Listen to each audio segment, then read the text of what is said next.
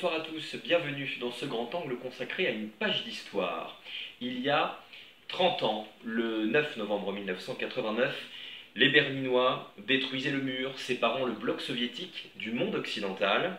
28 ans plus tôt, alors que la guerre froide est à son paroxysme et que Berlin traverse une deuxième crise depuis la Seconde Guerre mondiale, les habitants assistent sidérés à l'édification du fameux rideau de fer dont parlait le Premier ministre britannique Winston Churchill, une décision radicale qui a bouleversé l'existence de tous les Berlinois.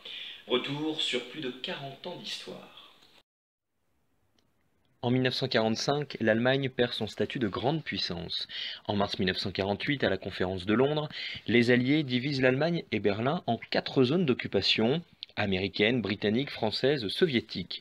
Vous observez sur cette carte ce partage de l'Allemagne en 4 secteurs, le nord-ouest du pays, avec les régions de Hanovre et de Berlin, qui est sous occupation britannique.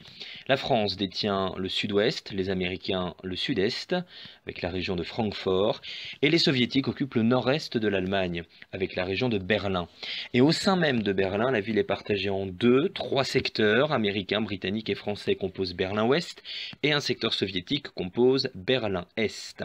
Par ce découpage de l'Allemagne en secteurs, on comprend bien que chacun tente d'obtenir l'Allemagne dans sa zone d'influence. Ainsi, on l'a bien compris et la carte est révélatrice du problème, les Occidentaux veulent occuper Berlin qui se trouve en zone d'occupation soviétique. De plus, les Occidentaux introduisent une nouvelle monnaie, le Deutschmark, dans leur zone d'occupation pour y relancer l'économie. Staline, à la tête de l'URSS, s'oppose à toutes ces mesures et décrète le blocus de Berlin. Suite à ce partage de l'Allemagne, la réaction des Soviétiques est sans appel. Ces derniers se mettent à couper les lignes de communication terrestres les unes après les autres. Ils exigent de contrôler les avions militaires des puissances occidentales.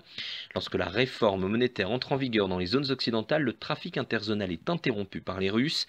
Les conditions posées par Staline sont très claires. Les Occidentaux doivent se retirer de Berlin afin que toute la ville soit sous l'autorité de l'URSS. Ces derniers s'y opposent, d'où le blocus. Le 23 juin 1948, l'URSS réagit par le blocus des secteurs occidentaux de Berlin en coupant les voies d'accès terrestres, ferroviaires et fluviales vers Berlin. 2 jours plus tard, le 25 juin, les Britanniques, les Français et les Américains ripostent par la mise en place d'un gigantesque pont aérien. Il s'agit en fait d'un système de transport aéroporté utilisé lorsqu'il y a blocage des autres modes de transport, ferroviaire, terrestre et maritime. Et c'est précisément ce qui se passe à Berlin en 1948. Plusieurs milliers d'avions, des gros Boeing, se chargent quotidiennement de l'approvisionnement de Berlin-Ouest. Des marchandises de toutes sortes, matières premières, médicaments, des vivres de première nécessité comme le lait sont acheminés par voie aérienne. La situation est extrêmement tendue, ce blocus dure 1 an et c'est Staline qui y met fin. Arrêtons-nous quelques instants sur cette caricature de Dick Spencer, dessinateur et caricaturiste américain, intitulée « L'ours enserrant Berlin ».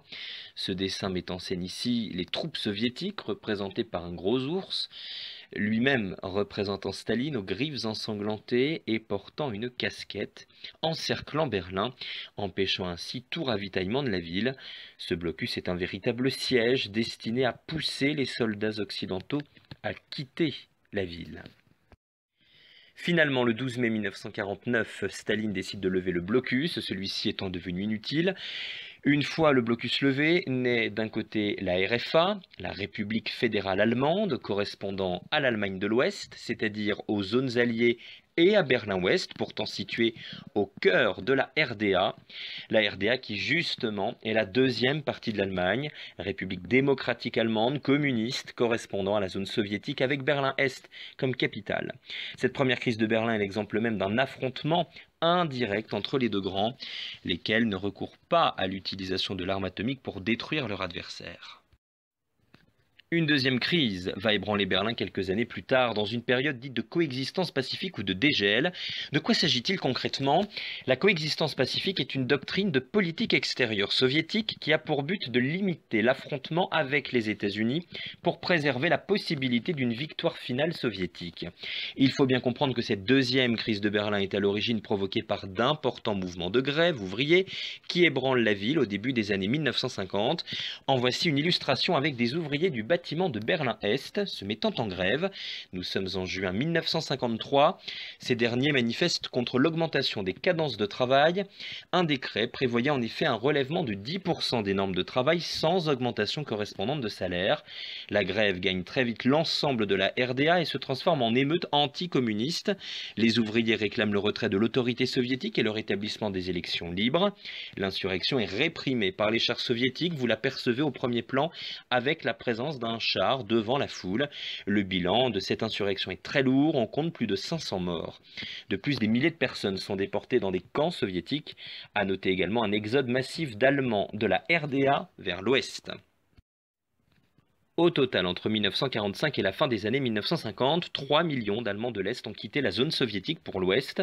Afin de stopper cette fuite, la RDA édifie avec l'accord de l'URSS, à partir du 13 août 1961, le mur de Berlin qui cerne complètement Berlin-Ouest. Berlin-Ouest qui est en fait une enclave occidentale, le lieu de passage entre les deux Allemagnes. Voici à quoi ressemble ce mur de Berlin, un mur en béton, érigé en plein cœur de la ville, dans la nuit du 12 au 13 août 1961. Par la RDA. Ce mur sépare Berlin-Est de Berlin-Ouest pendant plus d'un quart de siècle et constitue le symbole le plus marquant d'une Europe divisée par le rideau de fer. Les tentatives de franchissement du mur sont innombrables et les soldats soviétiques n'hésitent pas à tirer sur les fugitifs. Dimanche 13 août 1961, au petit jour, c'est la stupéfaction dans les rues de Berlin. La ville située au cœur de la République démocratique allemande est coupée en deux et toutes les voies permettant de passer de la zone Est contrôlée par les soviétiques à la partie ouest de la ville, que se partagent anglais, américains et français, sont barrées. Le fameux rideau de fer séparant les deux blocs s'est abattu sur Berlin. Les autorités est-allemandes commencent à dérouler des kilomètres de barbelés sur la ligne de démarcation et tout autour de la zone occidentale. Le plan a été gardé secret jusqu'à son exécution. La déchirure est radicale. Les policiers interceptent les habitants qui cherchent à franchir la frontière. Les transports en commun, trains et métros sont bloqués, les lignes téléphoniques coupées. Devant l'ampleur des moyens déployés, la population comprend que tout espoir de passage s'est désormais envolé. Le 15 août 1961, le jeune douanier est-allemand Hans Conrad Schumann, alors chargé de surveiller la frontière, abandonne son poste et enjambe les barbelés. La photo de son saut vers la liberté fait le tour du monde. Des années plus tard, il révélera ce qui l'a convaincu de fuir. Quelques jours auparavant, une fillette était venue rendre visite à sa grand-mère dans la partie est de Berlin. Le lendemain, elle était retenue par les gardes-frontières, privée du droit de revenir à l'ouest où l'attendaient ses parents à quelques mètres des barrières seulement. De telles tragédies, des milliers de familles en ont vécu. Sur la ligne de démarcation, les immeubles frontaliers voient progressivement leurs ouvertures murées. Certains résidents parviennent à s'échapper à temps, emportant dans l'urgence quelques affaires, à l'aide de cordes de fortune fabriquées avec des draps ou en sautant dans le vide, ils s'échappent par les fenêtres. Le tailleur Günther Littfin, quant à lui, cherche fébrilement une faille pour rallier l'ouest où il travaille. Le 24 août 1961, il s'aventure dans un canal au nord de Berlin et tente de le traverser à la nage. Les troupes frontalières ayant reçu l'ordre d'ouvrir le feu sur les fuyards, il est abattu. Günther Littfin est l'une des premières victimes du mur. Le mémorial en a recensé 140. Le mur de Berlin est considéré comme le mur de la honte pour les Allemands de l'Ouest et les Occidentaux. Le 26 juin 1963, en voyage officiel à Berlin-Ouest, le président américain John Fitzgerald Kennedy n'a pas manqué de se prononcer sur l'édification du mur dans un discours devenu célèbre, dans lequel il prononce ces quelques mots en allemand. Ich bin ein Berliner, je suis un Berlinois. Pour le président américain, Berlin-Ouest est le symbole de la guerre froide, de l'enjeu de la lutte entre le communisme et le monde libre. Le président lance au nom de la liberté un appel pour la réunification de l'Allemagne dans la paix. Pour lui, le mur de Berlin est la preuve de la faillite du système communiste. Devant la foule berlinoise qui l'ovationne, Kennedy invite les gens qui prétendent ne pas comprendre la différence entre le monde libre et le monde communiste à venir à Berlin. Les jours, mois et années qui suivent, la zone entourant la ligne de démarcation est rasée, le mur construit est renforcé. Plus qu'un simple mur, il s'agit d'un dispositif militaire, pour le moins complexe, avec deux murs parallèles de 3,6 mètres de haut, encadrant un chemin de ronde et dominé par plus de 300 miradors. 14 000 gardes, 600 chiens et des barbelés. Malgré l'édification du mur, de plus en plus d'Allemands de l'Est rejoignent l'Allemagne de l'Ouest via l'Autriche et la Hongrie. Le mur cesse peu à peu d'avoir de sens et le régime soviétique est ébranlé. Le mur s'effondre le 9 novembre 1989. Cette date du 9 novembre n'est pas anodine. Que s'est-il passé le 9 novembre au début du XXe siècle pour l'Allemagne? C'est une date que nous connaissons tous. Le 9 novembre 1918, la République de Weimar avait été proclamée sur les ruines du Reich. Cette date du 9 novembre a donc un sens pour les Allemands qui se libèrent alors de la domination communiste. Afin de mesurer l'ampleur de cet événement, je vous propose de revivre les dernières heures qui ont précédé la chute du mur de Berlin.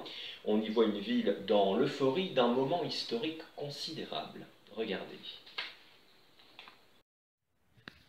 Il est à peine 21 heures. Des petits groupes se forment autour des points de passage entre Berlin-Est et Berlin-Ouest. Ils sont venus pour voir, s'informer. Les plus audacieux interpellent les gardes frontières. Vous avez entendu ce qu'a dit Schwabowski. Sous la pression de la rue, le gouvernement formé par le successeur d'Erich Honecker a démissionné. Et en fin d'après-midi, le porte-parole du SED, le Parti socialiste unifié, a donné une conférence de presse au cours de laquelle il a annoncé que tous les citoyens de RDA pouvaient obtenir auprès de la police un simple tampon sur leur carnet bleu pour se rendre librement à l'ouest. Un journaliste qui lui demandait à partir de quand la mesure était effective, Günther Schwabowski a un peu hésité avant de répondre « dès maintenant ». Ils ont 20 ans, ils se poussent du coude et s'encouragent les uns les autres. La frontière est ouverte, laissez-nous passer, pouvait-on entendre. Abasourdi, la police ne les repousse même pas. Ils ont informé leurs supérieurs et attendent les ordres, tandis que des curieux de plus en plus nombreux se mêlent aux jeunes gens. Prévenus, les dirigeants du SED s'affolent. Günther Schwabowski a fait une bourde. Que faire sinon l'assumer et autoriser la foule à traverser la frontière? Les visas attendront le lendemain. Ne risque-t-on pas un passage en force, pire, une émeute, voire la révolution? À minuit, ayant reçu le feu vert, les gardes-frontières entr'ouvrent les grilles. Ils vérifient les papiers d'identité, mais bientôt débordés par le nombre, les policiers ne font plus que jeter un regard distrait aux documents qu'on leur présente. Ceux qui baguenaudaient du côté des postes frontières, voyant la presse, retournent en hâte chercher leur carnet bleu à la maison et reviennent aussitôt grossir les rangs des Ostbürger. De l'autre côté du mur, l'incroyable nouvelle s'est déjà répandue et les Berlinois se rassemblent pour accueillir leurs voisins. Près de Checkpoint Charlie, les deux cafés sont déjà pleins. On trinque, on se congratule. Les Allemands de l'Ouest sont beaucoup plus exubérants que ceux de l'Est. Ils entraînent leurs compatriotes vers le centre de la ville, le Kudamm. Une fête est improvisée tout au long de l'avenue qui flamboie. Tous les restaurants, tous les cafés sont ouverts. Des cris, des chants, des rires, beaucoup de larmes aussi. Le champagne est également de la sortie, les Hausburger n'ont pas de Marx de l'Ouest, qu'importe, les Berlinois leur offrent à boire, à manger, ils ne savent comment leur exprimer leur amitié, ils voudraient que cette première nuit de liberté ne finisse jamais, que l'aube ne se lève pas, que le quotidien soit aboli pour toujours. Du côté de la porte de Brandebourg, toujours fermée, des adolescents s'enhardissent et grimpent sur le mur, ils s'embrassent, dansent, font les pitres, les fous. Personne ne les chasse, mais est-ce possible? En voyage officiel en Pologne, Helmut Kohl a été prévenu. Le chancelier ne se montre pas surpris. Après la grande manifestation du 4 novembre à Berlin-Est, qui avait rassemblé plus d'1 million de personnes et la démission du gouvernement, il avait confié à l'ambassadeur des États-Unis: la poire est pelée. Sans attendre, après avoir parlé au téléphone avec Mikhail Gorbatchev, le dirigeant de l'URSS, qui craint que la situation ne devienne incontrôlable, le chancelier rentre en Allemagne dès le lendemain de la nuit folle.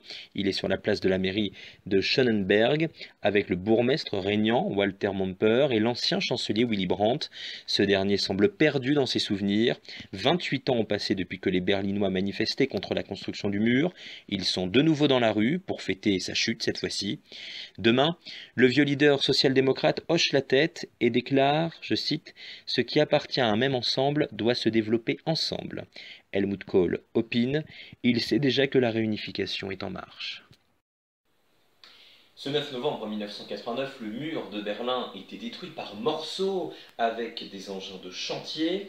À l'annonce de la chute du mur, Mstislav Rostropovitch, célèbre violoncelliste d'origine soviétique, dissident contraint à l'exil politique en 1974, est aussitôt parti pour l'Allemagne, improvisant sur place un concert.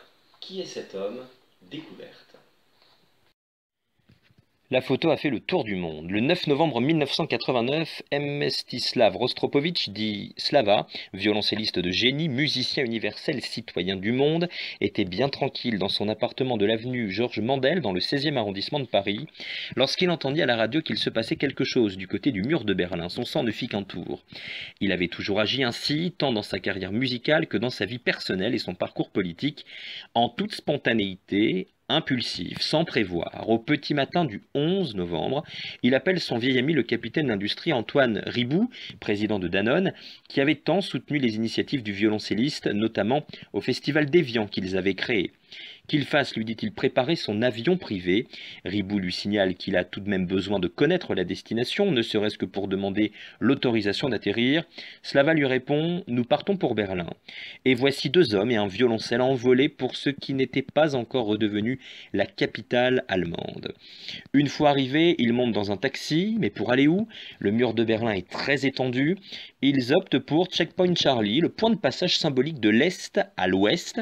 Rostropovitch et Riboud descendent de voiture, le musicien sort son violoncelle de l'étui et se rend compte qu'il a oublié un détail, il n'a pas de chaise.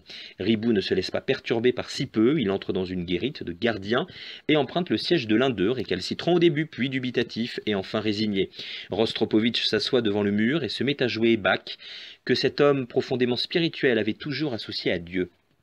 Ce geste fut très mal compris, on parla de coup de pub, d'exploitation de l'actualité à des fins de communication. C'était mal connaître Slava. Selon sa fille Elena, ce jour-là, il ne joua pas pour le monde, mais pour soi. C'était son testament personnel, c'était comme si c'était sa propre fête.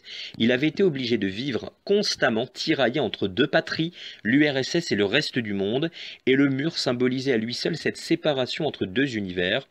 Il n'avait jamais pensé le voir tomber. Lui-même se plaisait à répéter que c'était comme si le mur de Berlin séparait les 2 parties de son cerveau. Lorsqu'il commença à jouer, il n'y avait presque personne, puis les voisins et les passants formèrent un attroupement, photographes amateurs et journalistes se joignant à eux, sans toujours savoir qui ils photographiaient. Le musicien, né en 1927, avait été rattrapé par la politique bien des années auparavant.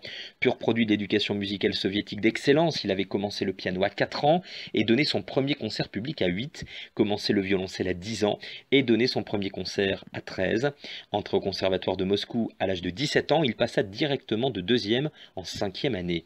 Les choses se gâtèrent pour lui au début des années 1970, lorsque Rostropovitch prit publiquement la défense de Solzhenitsyn, passé à l'Ouest pour des vacances, comme il le disait. Il refusera toujours de parler d'exil. Il apprit par la télévision qu'il était déchu de la nationalité soviétique en 1978. Pratiquant outre le violoncelle et le piano la direction d'orchestre depuis des années, il prit alors la direction de l'Orchestre symphonique national de Washington, et c'est avec son orchestre américain qu'il retourna à Moscou en 1990, année de sa réhabilitation par Gorbatchev.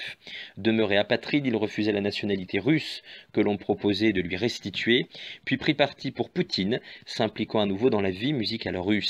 Il était bien retourné une fois en Union soviétique après sa déchéance, grâce à un visa obtenu par le sénateur Ted Kennedy auprès de Leonid Brezhnev, mais il avait alors été hébergé à l'ambassade des États-Unis, autre pied de nez savoureux de cet homme épris de symboles. Rostropovitch était décrit comme un homme d'une énergie vitale ravageuse. Sa fille Elena, qui l'accompagnait souvent en tournée, concède volontiers qu'au bout de 15 jours, c'est elle qui était épuisée tant il enchaînait concerts, voyages et fêtes bien arrosées sans dormir. Rostropovitch est décédé en 2007. L'événement de la chute du mur est considérable, il marque la fin de la division de l'Allemagne qui durait depuis 1945, il signifie également l'effondrement sans guerre du bloc communiste contraint à l'ouverture de ses frontières. Par sa destruction, le mur devient un lieu de mémoire de l'Europe divisée. L'Allemagne est réunifiée un an plus tard, RDA et RFA ne faisant plus qu'une. Et je vous informe 2 publications si vous voulez en savoir plus sur le mur de Berlin. Tout d'abord l'excellent ouvrage de Michel Meyer intitulé Mur de Berlin, le monde d'après, aux éditions Larousse. L'ex-journaliste, cofondateur de France Info, était présent dans la capitale allemande le 9 novembre 1989. Dans son livre, il revient sur cet épisode historique majeur auquel personne ne s'attendait et analyse son impact. Et puis le Figaro hors série a annoncé la publication d'un numéro spécial consacré à la chute du mur de Berlin. Il s'intitule Berlin 9 novembre 1989, le jour où le mur est tombé. Au sommaire, les images spectaculaires accompagnées des premières impressions de reporters et d'éditorialistes publiées il y a 30 ans. Ce numéro pour la mémoire dresse le portrait des personnalités qui, de part et d'autre du rideau de fer, prédisaient la fin de l'Empire soviétique, ainsi que des cinéastes et écrivains qui s'en inspirèrent. Enfin, il vous fait voyager dans Berlin reconstruite en décor futuriste, bien loin de la capitale d'autrefois. Voilà pour ce grand angle consacré au mur de Berlin. Je vous retrouve ce dimanche pour le journal et mercredi prochain pour un nouveau grand angle consacré cette fois-ci aux 100 ans de Coca-Cola en France. Très bonne soirée, merci de votre fidélité.